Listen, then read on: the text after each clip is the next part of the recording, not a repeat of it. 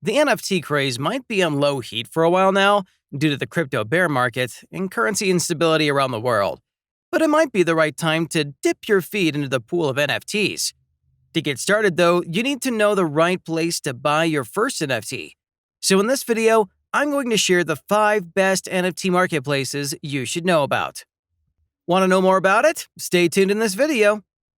Before we start the video, please know that this is not financial advice in any shape or form.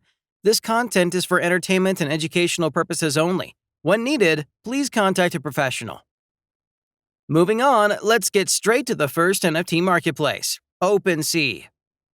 Opensea is a decentralized marketplace to buy, sell, and trade NFTs.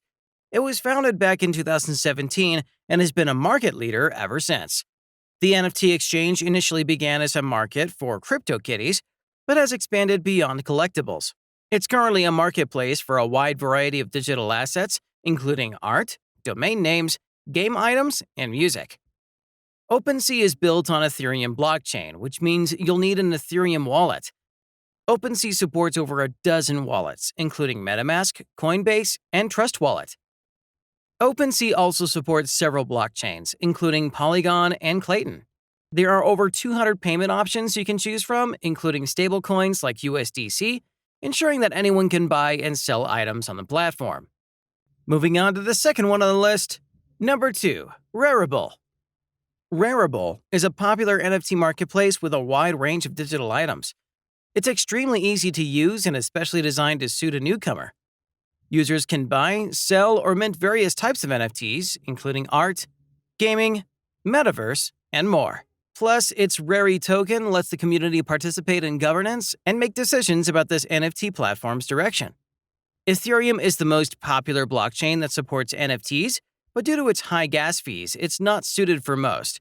Hence, Rarible supports 4 different blockchains right now and says it hopes to add more in the future. Number 3, SuperRare.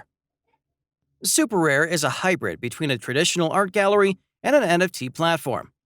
This platform is very exclusive as it only takes a limited number of creators. That's every single artist and their work for originality. This means there's much less risk of buying a fraudulent piece of work, and the quality is higher than other marketplaces. Plus, each work is a single edition. Some platforms allow people to create a series of limited editions, but on SuperRare, each piece is unique. Artists receive 10% royalty payment every time their work is sold after the initial sale, for which the artist gets 85%. These fees are built into each token via smart contracts and ensure artists receive an ongoing revenue stream from their work. SuperRare also has a system of royalties paid to collectors. Number 4, Foundation. Foundation is another NFT marketplace that is built for enthusiasts, creators, and collectors.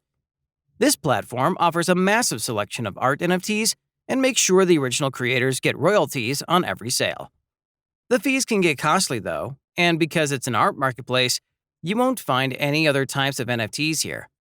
The marketplace fee on Foundation is 5%, which is more expensive than the 2.5% several competitors charge. If you're selling an NFT you bought, there's also the 10% in royalties paid to the original creator, meaning you'd get 85% of the sale amount. Foundation uses wallets set up through MetaMask or Wallet Connect. With Wallet Connect, there are over 100 wallets you can use, including Alpha Wallet, Trust Wallet, and Ledger wallets. Number 5, Atomic Market. Developed by a group of blockchain enthusiasts on the Wax and Proton blockchain, Atomic Market is a platform to buy and sell digital assets.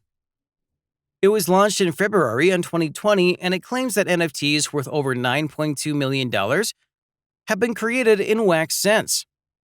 Atomic Hub Marketplace charges 2% on the total sales price as platform commission, automatically deducted by smart contracts at the time of sale. Additional fees like royalty or blockchain fees may also be applicable. However, this will be deducted directly from the sales price instead of being levied as an additional charge to the sales price.